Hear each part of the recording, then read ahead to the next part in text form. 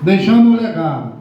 Mateus 25 fala da parábola aqui dos talentos, onde o Senhor coloca ali a responsabilidade para cada um de acordo com a sua capacidade. Aqui a gente vê nesse texto que o Senhor, o dono de todas as coisas, do ouro, do talento, que é o ouro, da dracma, do dinheiro, seja o que for, aqui vai simbolizar Deus na nossa vida, através daquilo que Ele nos dá, através da iluminação do Espírito Santo.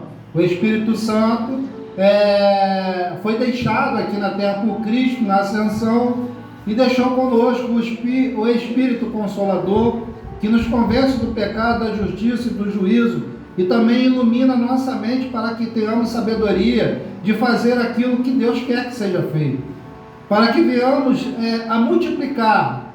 E a importância da nossa fé na multiplicação, inclusive Jesus vai falar que uma planta sem dar frutos, ela só serve para ser lançada no fogo. Ela não serve para nada aqui na terra, ela só serve para ser lançada no fogo. E ele vai dar 3 exemplos aqui, interessante que nesses 3 exemplos aqui, ele vai ver o primeiro, dentro da capacidade do primeiro, ele deu 5 talentos. Por causa da capacidade, porque mais foi atribuído a ele, maior foi a responsabilidade dele. Porque quanto mais Deus dá, mais ele cobra. Quanto mais se é dado, mais se é cobrado. Aí ele vai separar um outro com uma condição um pouco menor, mas não tão importante assim. Entendam isso. Não é porque você não conhece muito a palavra de Deus que você não é importante para Deus. Cada um de acordo com a sua capacidade. Eu sou pastor, então Deus me dá uma coisa maior para eu administrar por causa de quê? Da minha condição. Mas para vocês que não têm tanto conhecimento na palavra de Deus, por enquanto, em nome de Jesus, estamos trabalhando para que vocês conheçam. Amém? Para vocês é dado também o talento, que também é importante para Deus, para que você venha multiplicar de acordo com a condição de vocês. Então vocês também são importantes e também serão cobrados por isso. Ah, não. Quem vai pagar pela minha vida é o pastor. Não. Cada um prestará conta de si próprio, de acordo com aquilo que Deus colocou na sua vida. Para um ele deu 5 talentos, para outros ele deu 2 talentos, e para outro ele deu 1 talento. Porém, na hora de cobrar, ele cobrou em igualdade. O que você fez com o que eu te dei, o que você fez com o que eu te dei, o que você fez com o que eu te dei. Ele falou assim, ele não falou, não isentou. Ah, você não tem problema porque eu só dei 1 talento, então você está tranquilo. Não, ele cobrou da mesma forma. Então todos nós seremos cobrados igualmente. Independente do que Deus quer de você, Ele irá te cobrar da mesma forma que irá me cobrar. Então todos nós temos responsabilidade cristã. E o que é uma responsabilidade cristã, pastor? Dar frutos. Frutos para Deus. E o que é dar frutos para Deus, pastor? Começa primeiro em mim. Eu tenho que gerar uma vida dentro de mim. Eu quero uma vida dentro de mim. Eu tenho uma vida dentro de mim, que é o Espírito Santo, que é o Espírito da vida e da morte. Então eu tenho que gerar essa vida dentro de mim. Ela tem que florescer de dentro para fora. Ela tem que germinar, ela tem que frutificar. Para que eu não seja somente uma árvore infrutífera. Para que eu não venha reproduzir. Como esse último exemplo aqui foi feito, ele não se preocupou em produzir. Ele simplesmente guardou o que foi dado. E nós sabemos que o cemitério, como o falecido pastor, James Monroe, esqueci o nome dele, ele faleceu, ele falava, o cemitério é o local mais rico da terra, porque ali são enterrados sonhos que não foram realizados, projetos que não saíram do papel, ensinamentos que guardaram para si e foram para a sepultura. Então o cemitério é o lugar mais rico da terra por causa disso. E todas as pessoas serão cobradas por isso, por toda a sabedoria que Deus deu. E a gente sabe que hoje nós conhecemos a palavra de Deus e ela não está aqui por acaso. Pessoas se comprometeram para que isso acontecesse. Deus tem o poder de fazer acontecer qualquer coisa dentro da sua soberania e da sua vontade. Mas tem coisas que Ele deixa para nós produzirmos, para nós administrarmos para Ele, como foi o caso desse senhor aqui, com as dracmas. Então, a gente sabe, inclusive, que os discípulos foram homens que deram a sua vida para cumprir, produzirem, darem frutos para o ministério de Cristo, para o Evangelho de Jesus Cristo. Nós temos aí também em Atos 10, a história de Cornélio, até o irmão Marcos Fernandes falou. Cornélio, em Atos capítulo 10, vai dizer lá que Cornélio ajudava os necessitados. E um anjo de Deus apareceu para dizer: Cornélio, o que você tem feito tem agradado a Deus. Olha só, um homem mortal, romano, centurião romano, fazendo a obra missionária de Deus. E agradou a Deus. Um anjo do Senhor veio: olha, você tem agradado a Deus, Cornélio, pelo que você tem feito. Olha a importância da obra. Embora esses homens estejam citados na Bíblia, eu gostaria de trazer um memorial aqui na nossa mente. Aqueles irmãos que fundaram a igreja após a morte de Cristo, que não estão inseridos na Bíblia Sagrada, aqueles que, por exemplo, nós temos aí os reformadores protestantes, a qual nós seguimos essa diretriz.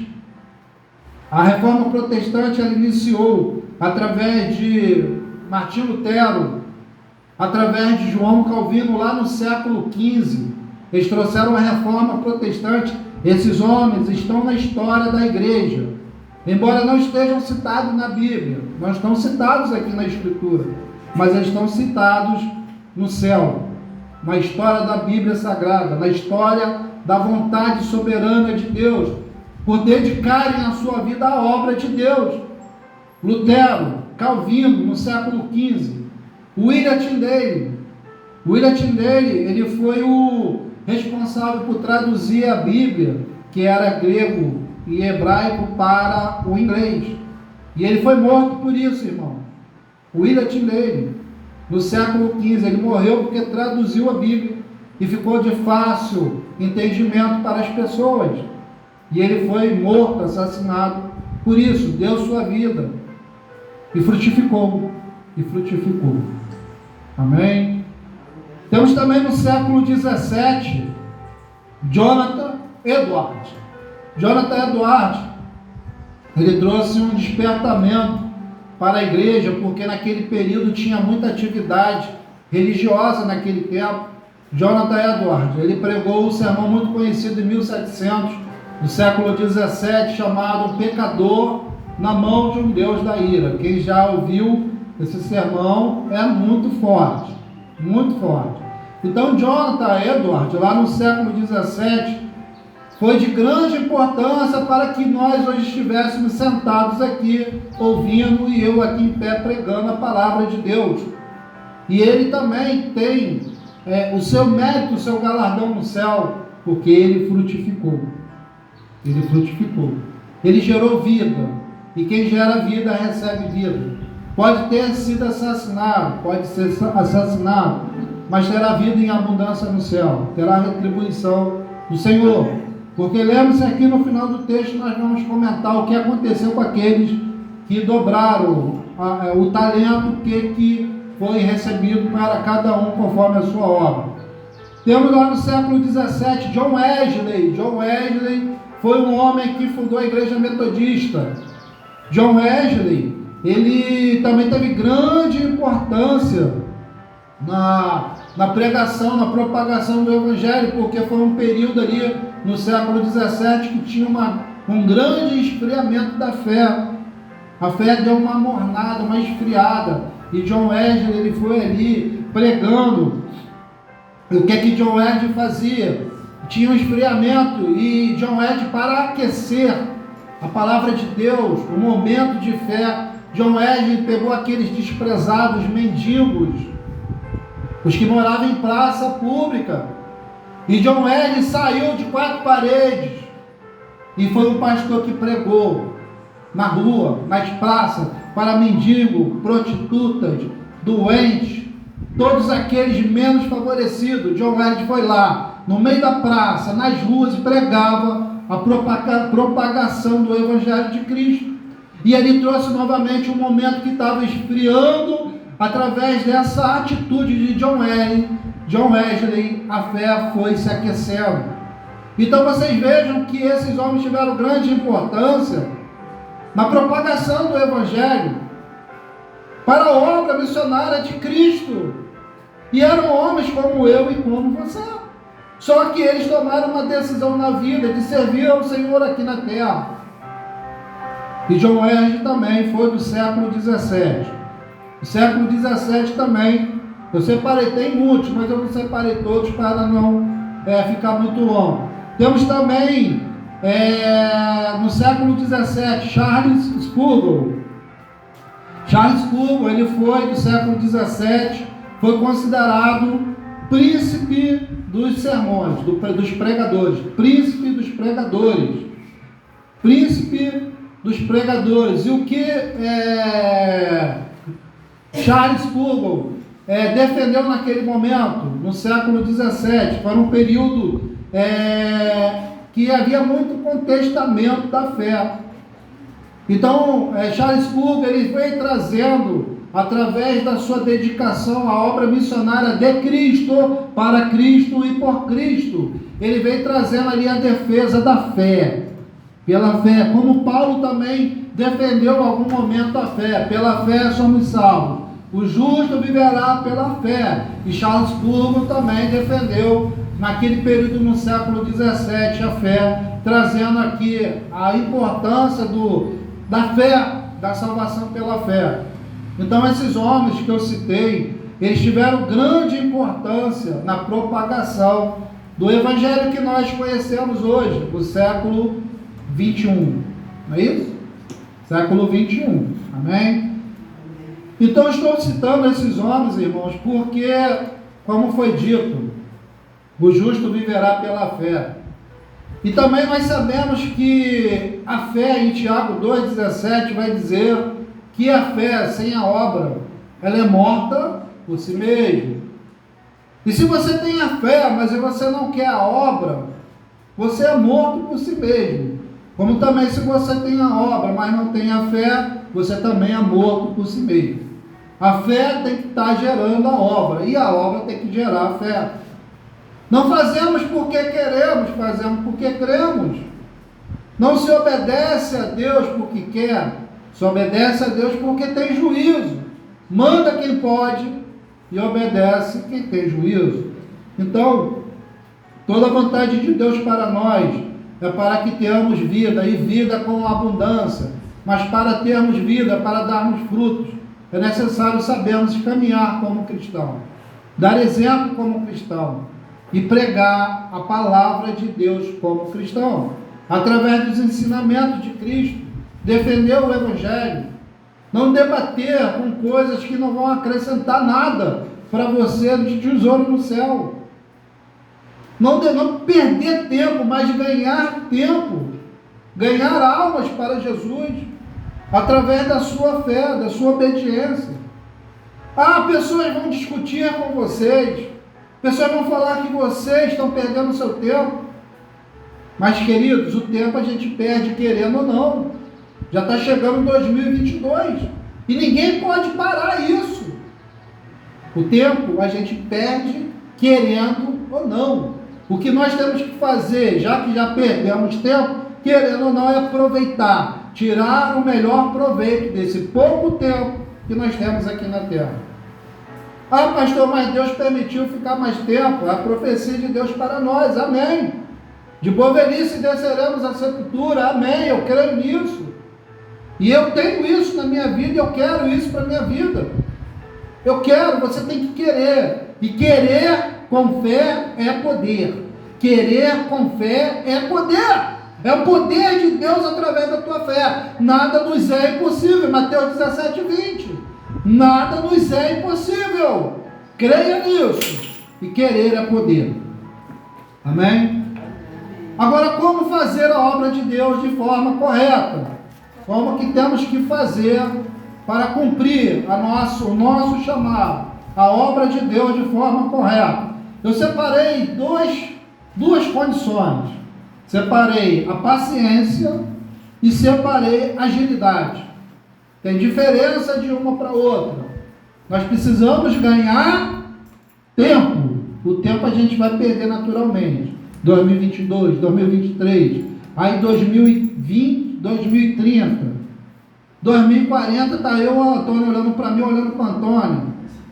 2045 olhando para Cida para mim. Estamos aqui, irmão. Fazendo churrasco. Fazendo churrasco, comemorando a vida. É vida com a mudança. Irmãos, é vida, comemore a vida. Comemore. Não adianta nada se você não tiver saúde, não tiver vida. E é vida que Deus quer para essa igreja. Vida com abundância. Então vamos lá. Paciência e agilidade. Como que temos que aproveitar o tempo? Vou citar um exemplo. Ontem eu atendi uma cliente. E atendendo lá, eu atendi ela 2h30. 2h30 atendendo a cliente. Ela, a irmã e os filhos. Levei 2h30 atendendo essa cliente. Vendi 2.500 para ela de moto. Levei 2h30. Mas vendi 2.500. Depois eu atendi um casal. Levei 20 minutos, vendi 6.000 para eles. E por que eu estou trazendo esse testemunho, esse exemplo aqui? Paciência e agilidade. Paciência, eu tive paciência. Porém, quando você tem a paciência, você tem que ter a convicção. Quem pesca aqui? Quem já foi pescar? Alguém já foi pescar? Quando você tem paciência, você usa a varinha de pesca com um anzol. Aí você tem que ter paciência. Por que você usa a varinha e tem que ter paciência? Porque você está num rio ou no mar que tem poucos peixes. Então, quando tem pouco peixe, você tem que ter paciência. Aí você tem que usar o anzol, a varinha, o anzol, sentar, escutar um louvor. Você tem que ter paciência, esperar, e você vai pescar um peixe. Mas vai pescar. Aqui eu tive paciência e pesquei um peixe. Porém, irmãos, quando vocês estão no rio cheio de peixe, você não precisa ter paciência, você precisa ser ágil. E quando você vai pescar, num lugar que tem muito peixe, você não vai usar uma varinha com um anzol. Vai pegar um peixe num rio cheio de peixe. Aí tem um aparelho, uma coisa chamada tarrafa. Quem conhece aí tarrafa? Tarrafa é uma rede que você joga, aí ela abre igual uma teia de aranha, com chumba e pá, cai ali na água, desce, prende aquele monte de peixe, você puxa com a cordinha e vem aquele grande banquete de peixe. Aqui você não precisou ter paciência aqui, mas aqui você precisou ser ágil.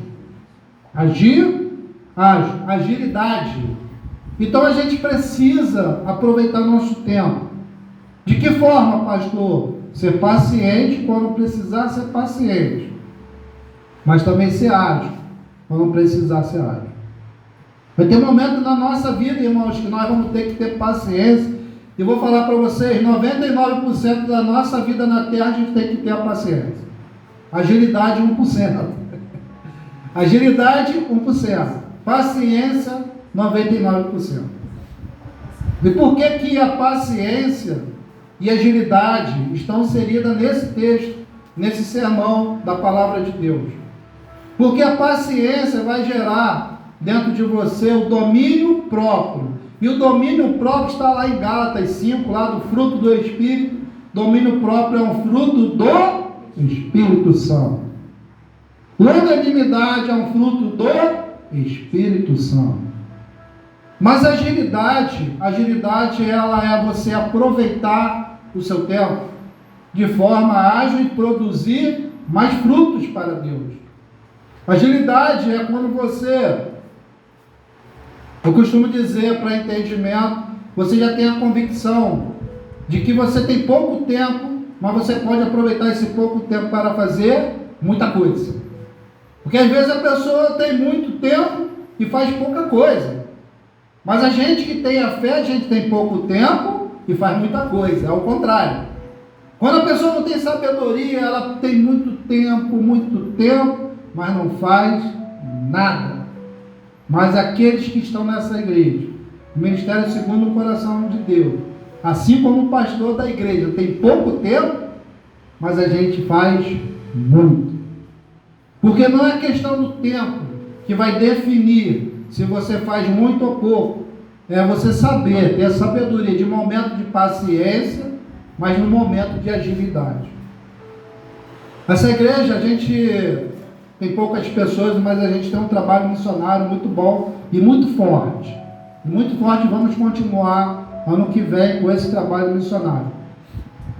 E embora a gente não tenha tempo, eu não tenho tempo, mas a gente sabe que aquele que quer fazer algo, ele dá um jeito. Mas